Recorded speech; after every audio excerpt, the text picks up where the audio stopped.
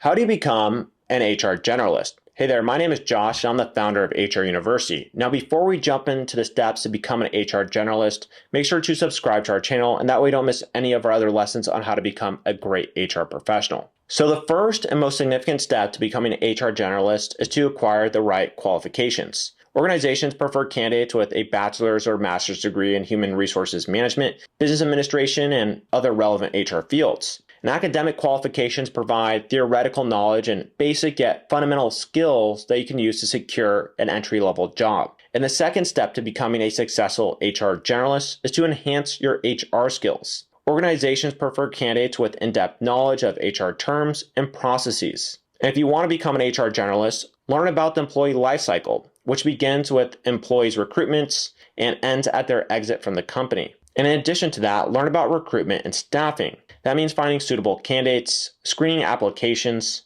and conducting interviews to select a candidate. Training and development is a fundamental responsibility of an HR generalist job and is an essential requirement of every organization. An HR generalist must ensure that employees are well trained, skilled, and aware of new technology and tools that are beneficial for business growth. And it's important that they learn about compensation and benefits that include managing employee salary and benefits packages and processes related to employees' financial compensation, such as payroll. Moreover, understanding how to ensure regulatory compliance in an organization to avoid lawsuits is also important. The third step to becoming a successful HR generalist is to master interpersonal skills that are crucial for you to build strong relationships with employees and business stakeholders. You also want to improve your active listening so that you can understand the concerns and needs of employees to address their challenges. And know that clear and concise communication helps avoid misunderstandings and builds trust with employees. And conflict resolution is a fundamental requirement that will allow you to handle conflicts between employees and mediate disagreements in a smart way.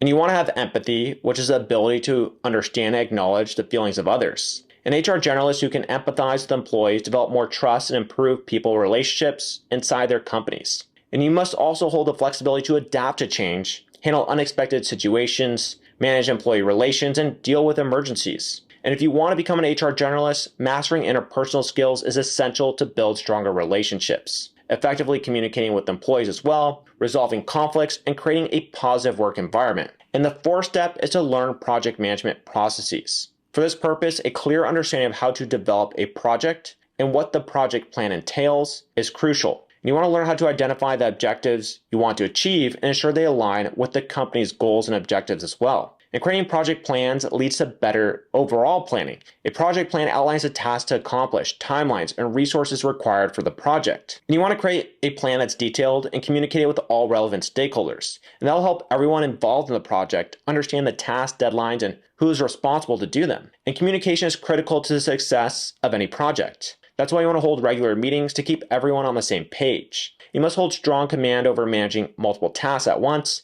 and prioritizing the important ones before moving to tasks that can wait. For example, in talent recruitment projects, you must organize a timeline, determine the resources to use, and manage involved employee efforts. Next, you want to identify the team members who will work on the project and assign roles and responsibilities to each one. You also want to clearly define each person's role and what is expected of them. And finally, once you complete a project, evaluate its outcome and identify what went well and what areas can be improved. And later, you can also use this information to improve future projects. And the fifth step is developing emotional intelligence. You must develop strong command over these skills to handle employee relations, resolve conflicts, and create a positive work environment. And to improve your emotional intelligence, focus on self-awareness by understanding your emotions and how they influence your behavior. You also want to identify your triggers, strengths, and weaknesses. And also practice mindfulness, meditation, and journaling. And practice empathy by understanding and sharing the feelings of others. You also want to listen actively to others' concerns, show compassion, and put yourself in their shoes. And emotional regulation allows for managing emotions and responding appropriately.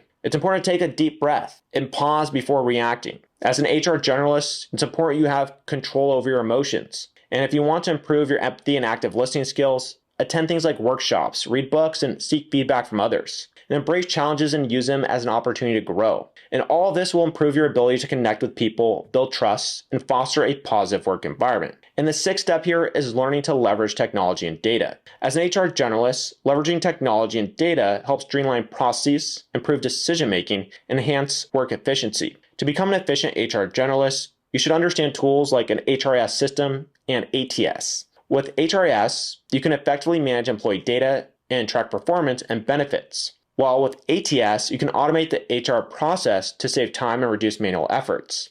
An applicant tracking system, so ATS, also automate and streamline the recruitment process, including job postings, resume screening, and interview scheduling.